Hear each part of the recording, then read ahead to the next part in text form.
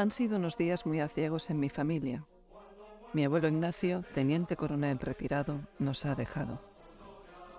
Después del funeral, mi madre todavía está muy abatida y no reúne valor para entrar en su habitación.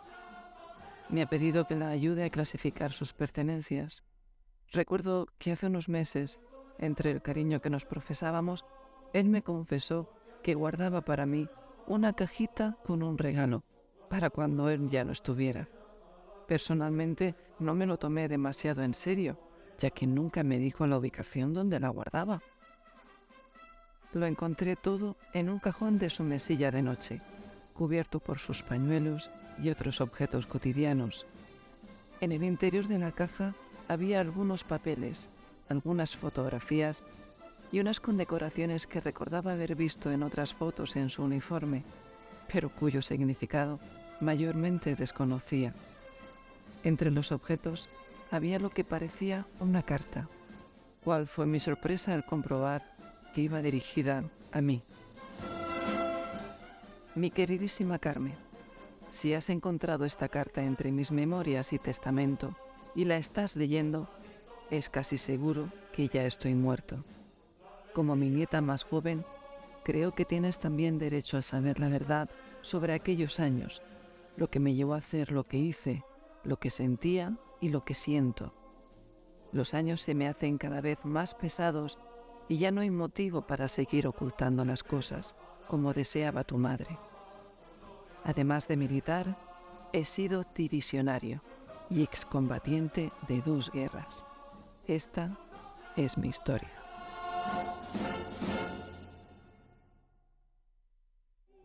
Mi historia empieza como un grito de rabia. ¡Rusia es culpable! Aquello nos decía Serrano Suñer en los periódicos y octavillas.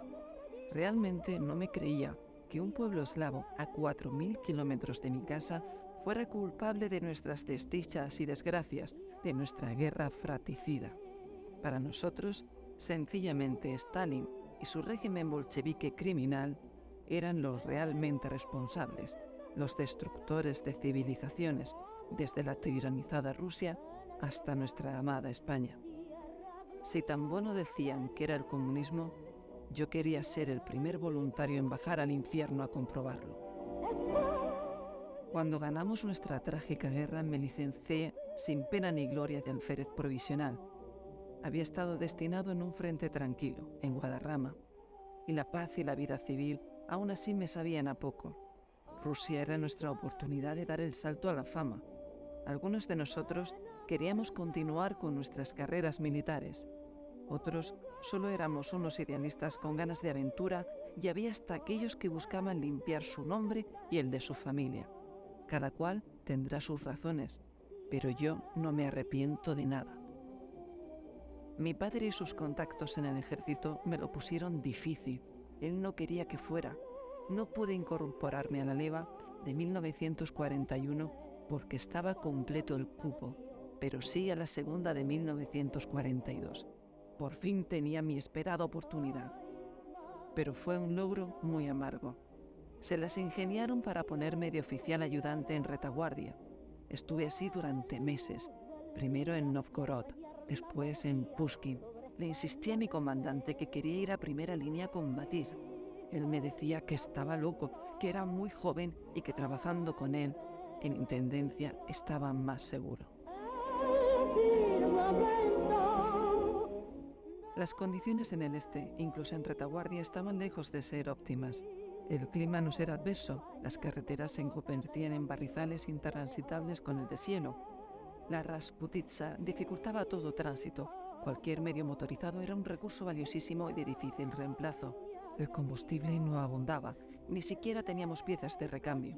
Contábamos en nuestro batallón con algunas motocicletas e incluso algún que otro camión de origen francés o ruso, pero la mayor parte de los medios de transporte en la división eran hipomóviles.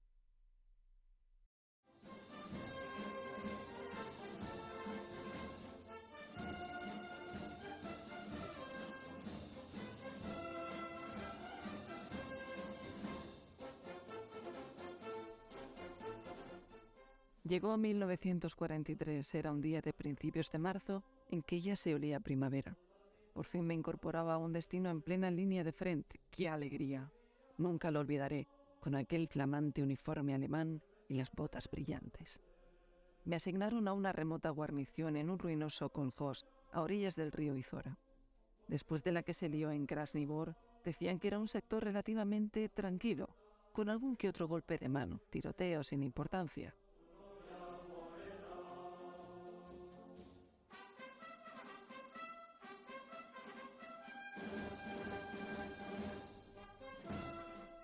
Rafa, el mensajero alicantino, nos traía periódicamente el correo.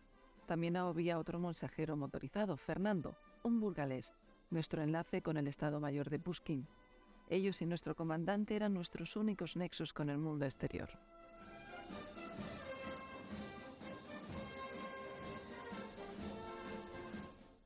Andrés, aquel guardia civil, hacía frecuentes turnos de guardia con aquella cadenita y su bola. El pobre hombre no solo tenía que lidiar con el frío del exterior o con el riesgo de una bala partisana, también hacía de conserje. De recado en recado por toda la posición, estar constantemente en movimiento le ayudaba a entrar en calor. Había quienes decían que no se quitaba el abrigo ni para dormir. Vaya usted a saber, nunca olvidaré su carácter afable y bonachón.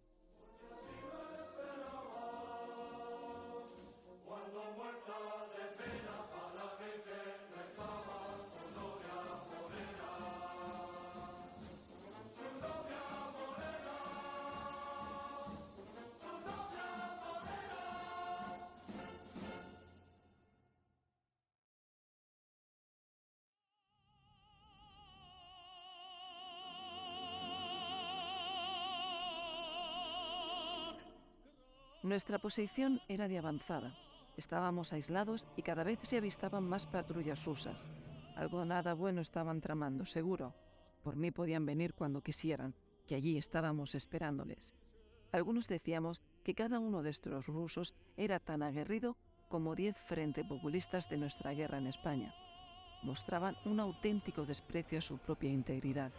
Algunos que cogimos prisioneros incluso llevaban la cantimplora llena de vodka. Parece ser que se emborrachaban antes de hostigarnos. Estaban por todas partes, surgían como de la nada, incluso desde detrás de nuestras propias líneas. Estoy convencido que eran unos expertos vadeando el río. Hasta hacían pontones y pasarelas con todo lo que tenían a mano.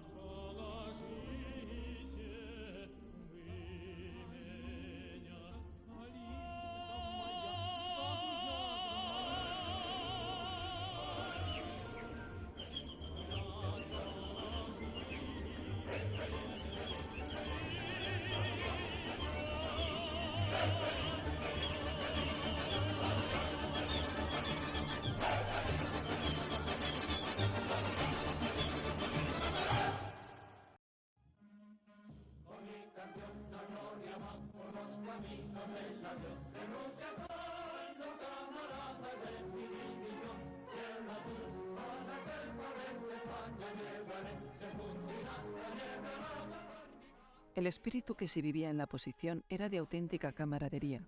Éramos como una gran familia. Cualquier noticia del exterior, por insignificante que fuera, era más que bienvenida, celebrada y compartida.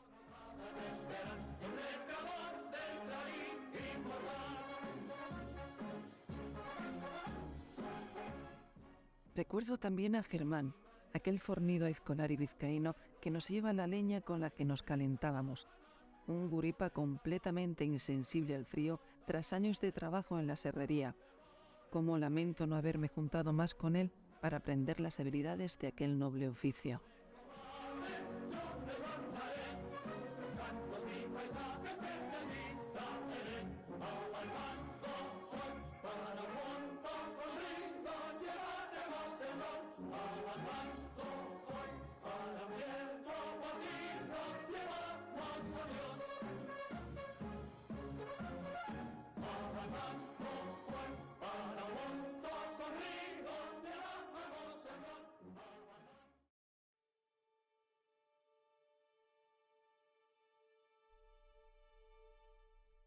Recuerdo a nuestro capitán, Chema. Era un veterano muy riguroso, pero era como un padre para nosotros. Él mismo se encargaba de desembalar y entregarnos las cartas una por una en persona.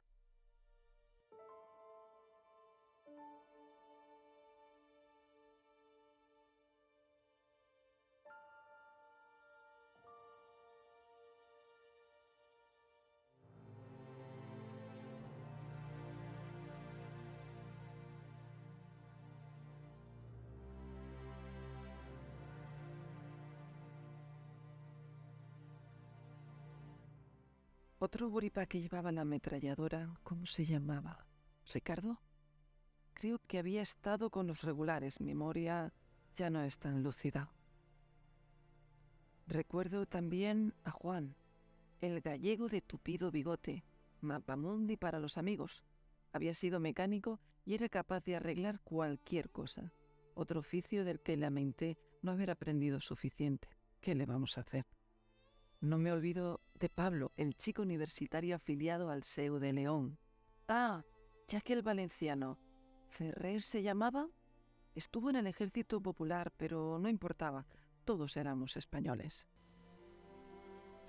Y Juanma, nuestro camisa vieja de Santander, siempre tan apañado a la hora de conseguirnos papel de fumar y tabaco. Cómo echo de menos aquel tabaco rubio. Ahora tengo los pulmones como el betún, pero bueno, de algo se podrá uno morir.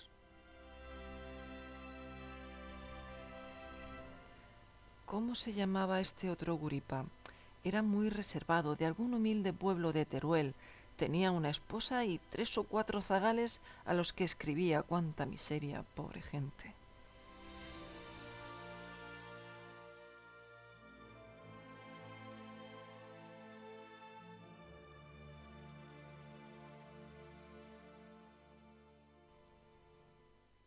Ah, sí, olvidaba que Juanma tenía más de una madrina, todo un Casanova.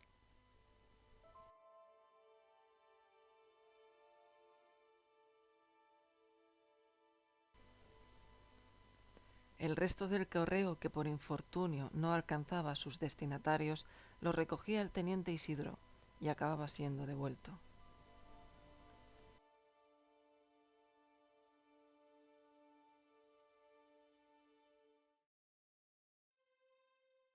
Con el ansiado correo en la mano, era el momento de compartir experiencias, nuestras penas y nuestras alegrías. Leíamos cada carta detenidamente, los menos literatos con más dificultad que otros.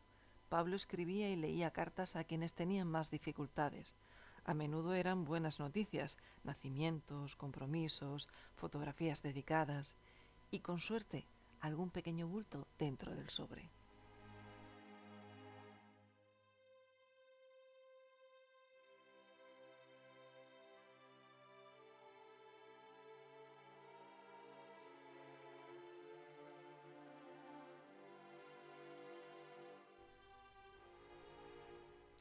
Había un catalán que operaba la radio, Jordi.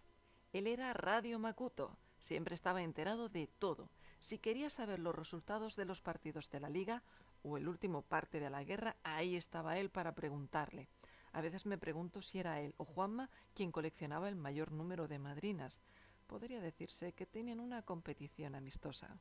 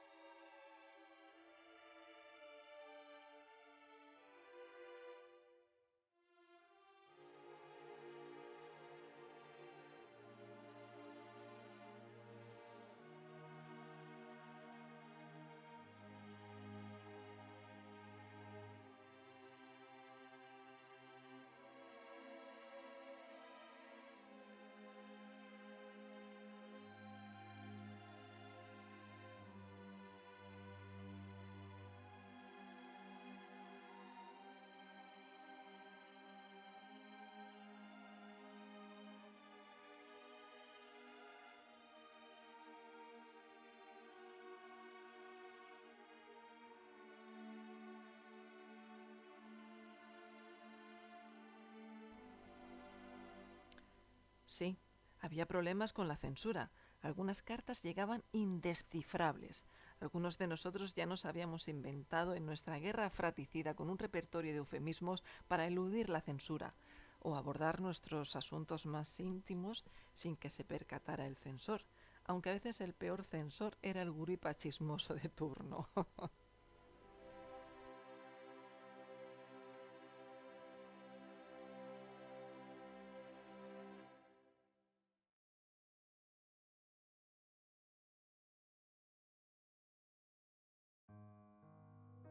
No siempre llegaban buenas noticias de casa, infidelidades, desengaños amorosos.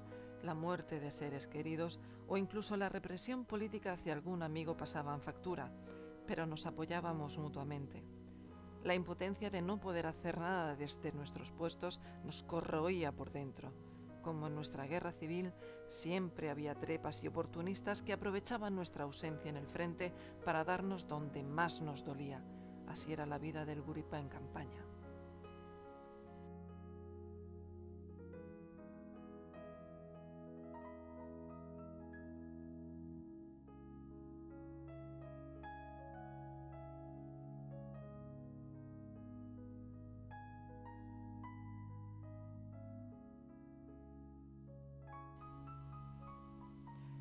Gonzalo, nuestro comandante, era todo un referente. De vez en cuando venía de visita a la posición y se aseguraba de que todo estuviera en orden y no nos faltara de nada. El hombre había servido en el Tercio en África y tenía cerca de 30 años de servicio militar a sus espaldas. Le gustaba beber tinto y siempre nos traía algunas botellas de algún crianza o reserva. Cuando no había otra cosa, bebíamos vodka, coñac o cualquier otra cosa que nos ayudara a combatir el frío. Su aparición solía venir precedida de un oportuno toque de corneta española, dándonos tiempo suficiente para cuadrarnos y recibirle. Yo no era más que un simple oficial subalterno de compañía. Siempre estaba servicial y diligente a todo lo que me requirieran los mandos. Ignacio, para aprender a mandar hay que aprender antes a obedecer. Es lo que me decía el comandante. ¿Qué razón tenía? Hasta la fajina tenía ese toque protocolario y solemne. Ríete tú de los ingleses y su hora del té. Qué buenos estaban aquellos vinos riojanos. Brindaría hasta por la pepa si hiciera falta, con tal de volver a probarlos. Los más típicos eran salud y victoria, vista, suerte y al toro, café y, como no, el clásico arriba España o viva España. Una consigna dada a tiempo elevaba el ánimo hasta el más desmoralizado.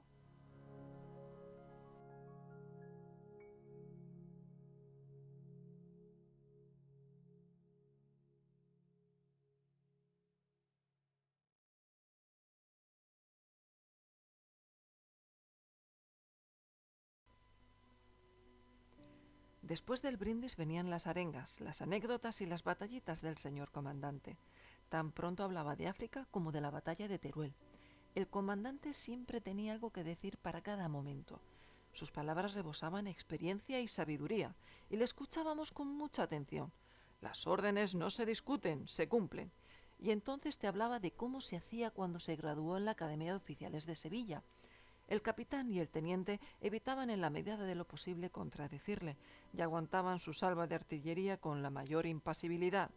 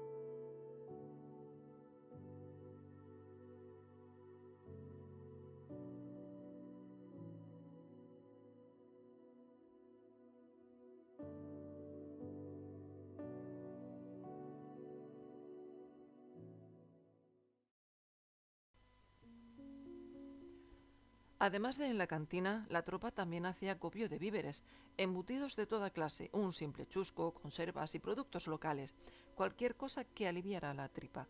A menudo sobraba algo que compartíamos con la población local.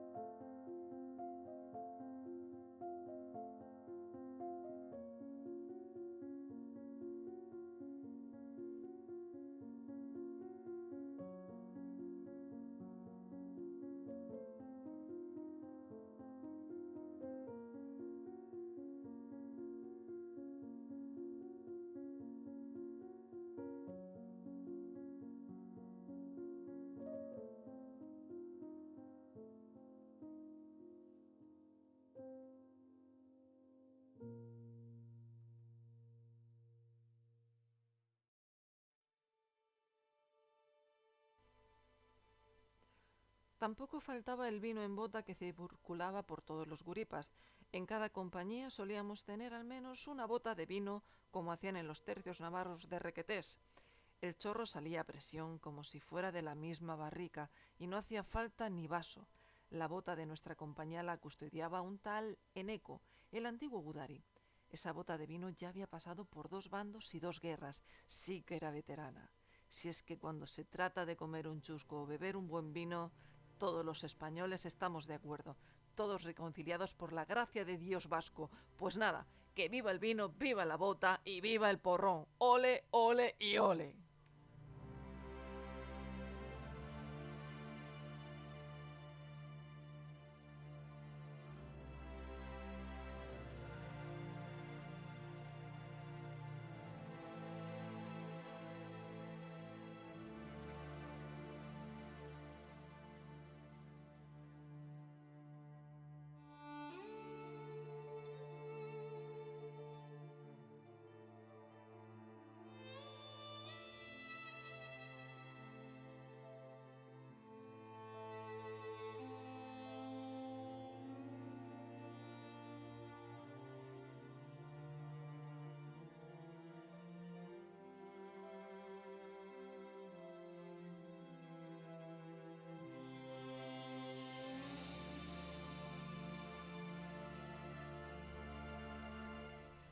Se tocaba Diana por la mañana temprano y había inspección de uniforme y equipo.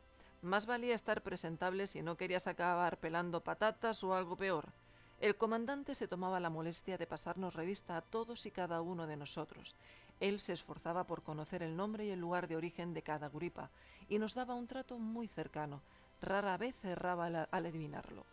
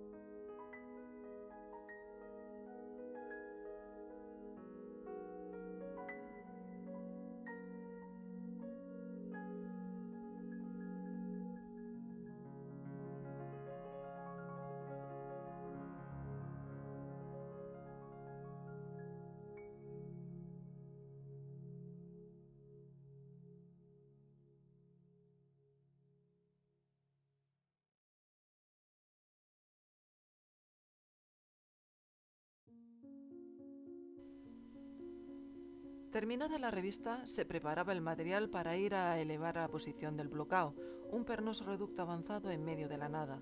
Todo tenía que ser traído y cargado a mano, en carros y otros medios de fortuna. Los fusiles y ametralladoras debían estar engrasados y listos para hacer fuego.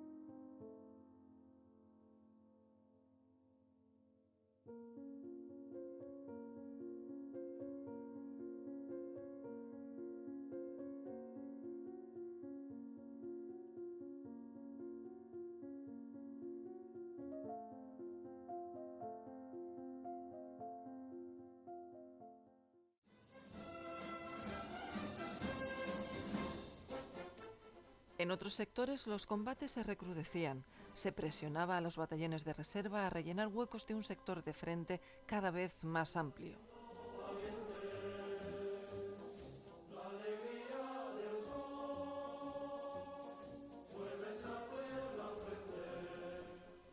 El camino a la posición se amenizaba cantando. Solíamos entonar la de «Tómala si un día» y otras de nuestra guerra pasada. Solo la artillería enemiga era capaz de silenciar temporalmente nuestros cantos. Recientemente los animales nos habían surtido de algunos medios anticarro. Estaban obsoletos y no venían con mucha munición, pero era mejor eso que nada. También aprovechábamos todo tipo de material cogido a los rusos para reforzar con él nuestras defensas. Hablando de nuestras defensas y fortificaciones, no constituían una línea continua de trincheras como las de los alemanes. Se basaban en nidos de resistencia separados a cientos de metros. Nosotros los llamábamos bloqueos, en clara herencia de los de la Guerra de África. Se suponía que eran autosuficientes y que se podría resistir durante varios días hasta la llegada de refuerzos. Esto muchas veces no resultaba ser así. Habíamos escuchado terribles noticias de lo que sucedió en Stalingrado y no deseábamos caer en los mismos errores. Nuestras vidas dependían de la flexibilidad y adaptación. Era un doloroso proceso de aprendizaje en las condiciones más onerosas.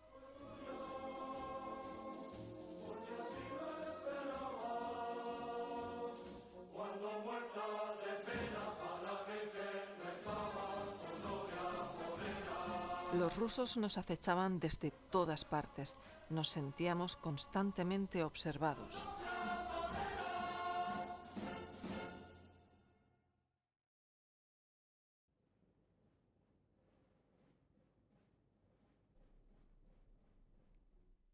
Llegó el 19 de marzo.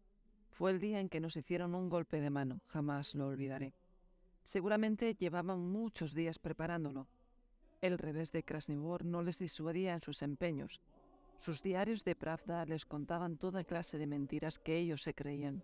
Decían que nuestras fuerzas habían sido barridas y diezmadas y que habían tenido que traer maleantes y criminales comunes de las cárceles para reforzar nuestros números. Pero ¿qué puedo decir? Los rusos eran también soldados como nosotros, y muchos ni siquiera habían elegido estar allí combatiéndonos. Jamás había visto tanto arrojo en un enemigo.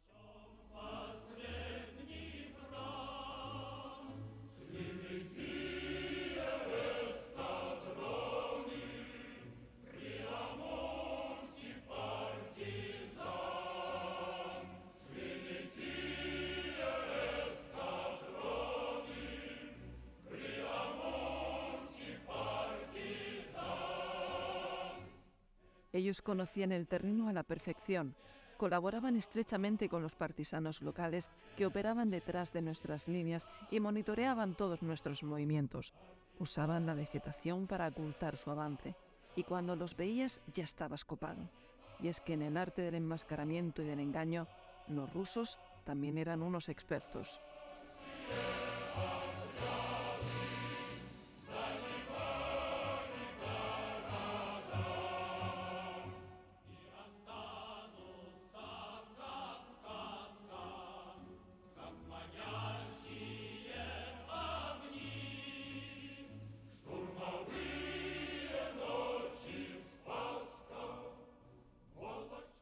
El río Izora se nutre de manantiales subterráneos, nieve derretida y agua de lluvia, por lo que en invierno nunca llega a congelarse y en verano ni siquiera se seca.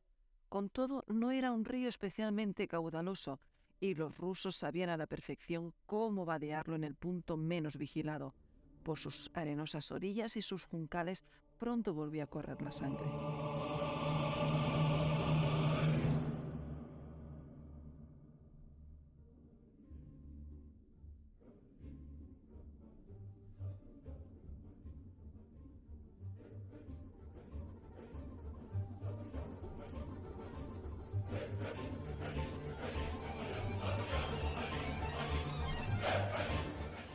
Les empezamos a responder con nuestros morteros.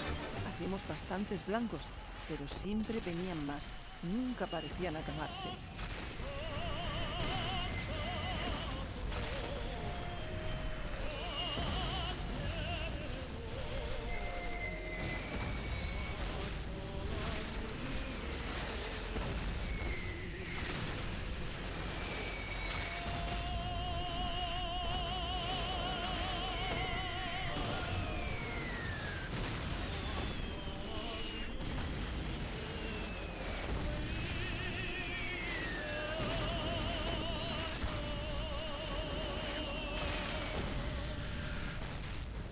Contábamos también con un cañón y algunas ametralladoras. Impasibles, esperamos la inminente llegada de nuestros enemigos, conscientes de que aquel podría ser para muchos nuestro último día. Nuestros fusiles, municiones y bombas de mano descansaban en los parapetos, listos para ser utilizados.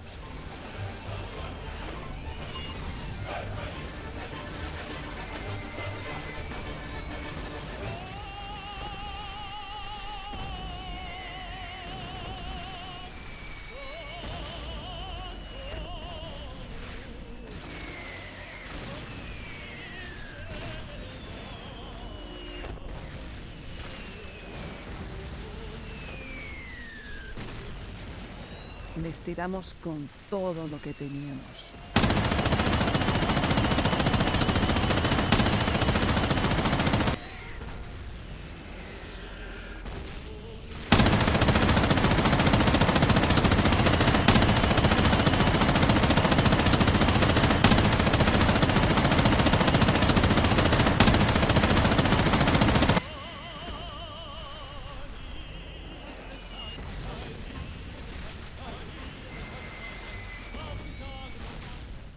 El comandante dio orden de abrir fuego a todas las armas, como un director a la orquesta.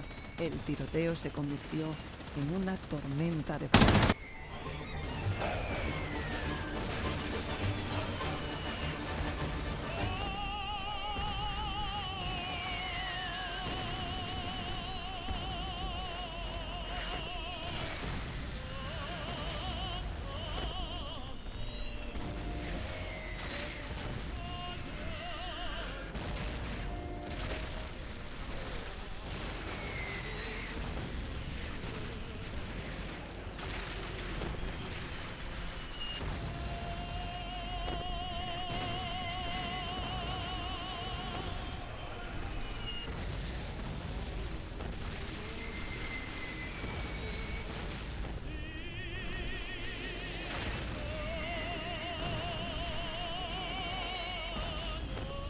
Nuestro operador de radio pidió refuerzos.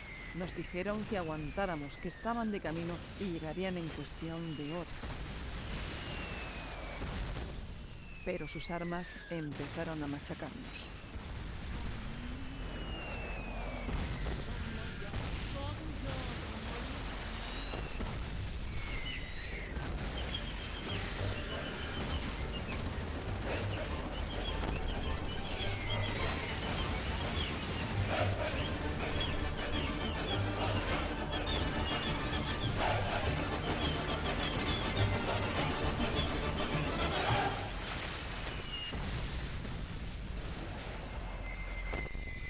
Uno a uno fuimos cayendo, luchaba junto a mis camaradas caídos.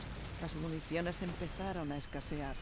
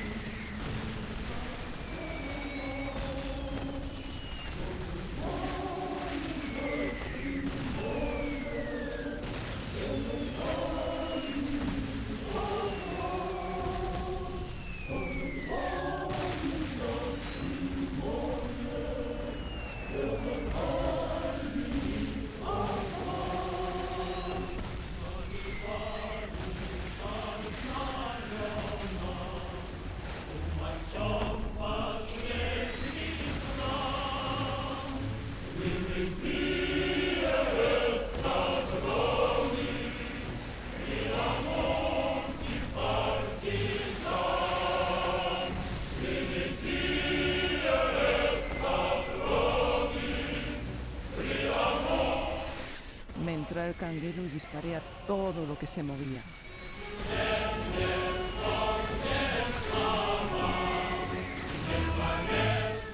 De pronto sentí un pinchazo en el pecho.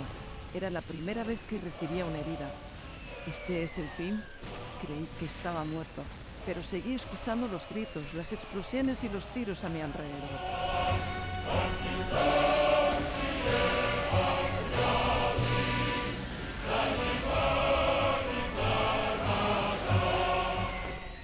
Aquella fue la última vez que vi a mi comandante con vida.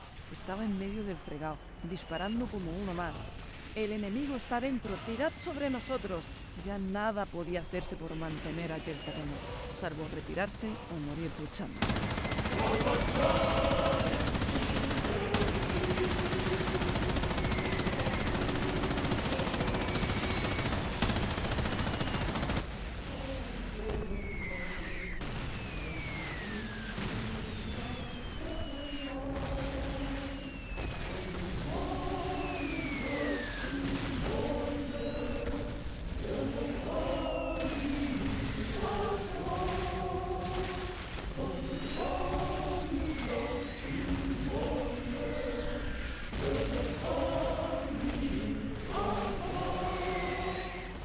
El comandante era consciente de que su fin estaba cerca. Seguro que trató de salvar la bandera. No lo vi morir, pero luchó como un león. Dios le tenga en toda su gloria.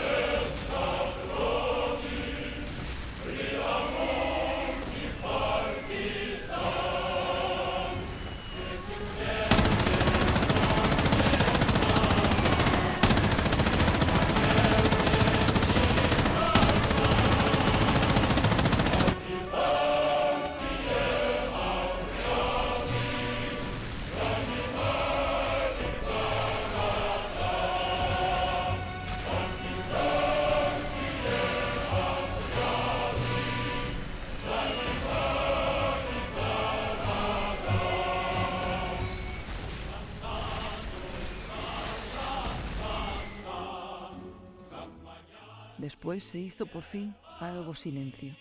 Los disparos se fueron alejando progresivamente de donde estaba. ¿Esto era al fin el cielo? No lo era, pues pronto escuché las voces y pasos de los rusos. Estuvieron rondando cerca, habían topado con un hueso duro de roer.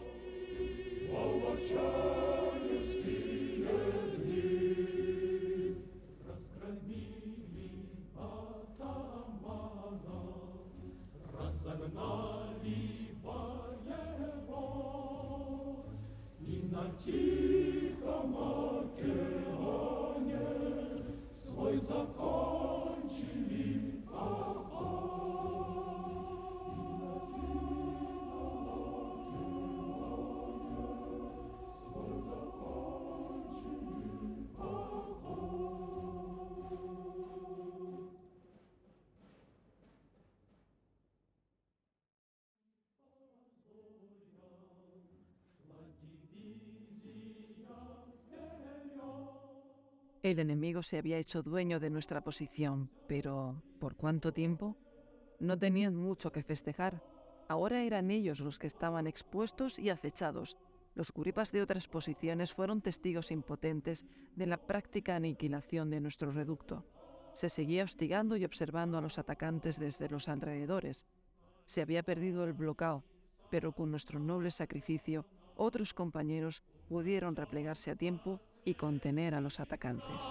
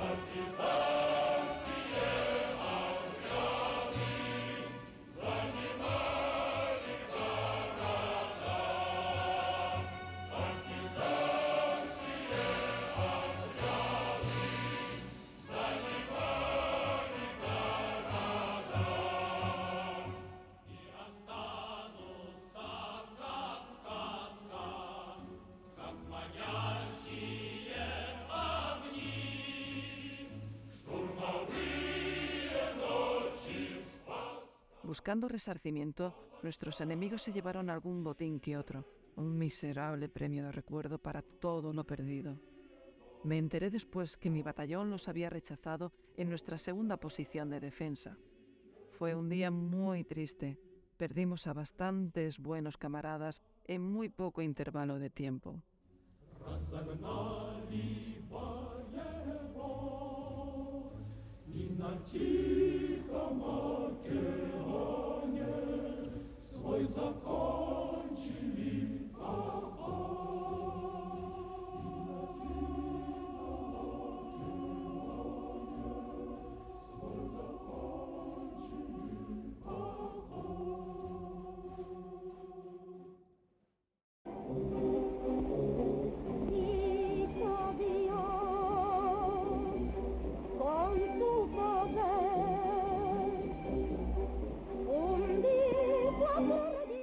Mi aventura terminaba antes de lo previsto.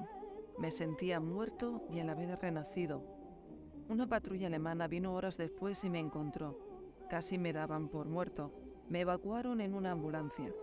Lo siguiente que recuerdo fue ingresar en un hospital en Riga. Los médicos me decían: «Enhorabuena, Ignacio, por fin vuelves a España y con una medalla». Me trajeron de vuelta a terminar la rehabilitación y estuve convaleciente unos meses más en un hospital militar en Madrid. El resto ya lo conoces. Seguí ascendiendo en el escalafón militar hasta mi licenciamiento definitivo. Conocí a aquella maravillosa mujer que fue tu abuela y junté esta familia hasta convertirme en ese abuelo que conoces. No me considero ni un héroe ni un villano. Nunca deseé la muerte a otro hombre, viniera de donde viniera. Solo fui un soldado más de una guerra. Cumplí con mi deber. Luché por lo que creía más justo, para que otros pudieran disfrutar de la paz. Los auténticos héroes para mí siempre fueron aquellos que tuvimos que dejar atrás. Todos los años, en la fecha señalada, enciendo una vela por ellos. Soy viejo y me queda muy poco tiempo. Aún me despierto sudoroso por las noches, pero me siento agradecido por esta vida que he tratado de vivir lo mejor posible, para que el sacrificio de mis camaradas no fuera en vano. Me siento agradecido por toda mi familia, por todos estos años de paz. Ya no guardo odio ni rencor, estoy en paz conmigo mismo. Pronto volveré a brindar junto a mis camaradas. A todos los que hemos vivido una guerra, estéis donde estéis, vivos o muertos, larga paz. No deseo flores ni monumentos, sencillamente recordadnos. Me despido aclarando que soy consciente de que los tiempos han cambiado. Hoy todo esto te resultará lejano, puede que hasta incomprensible o incluso incómodo, pero siento que debo compartírtelo, igual que se lo compartí a tu madre.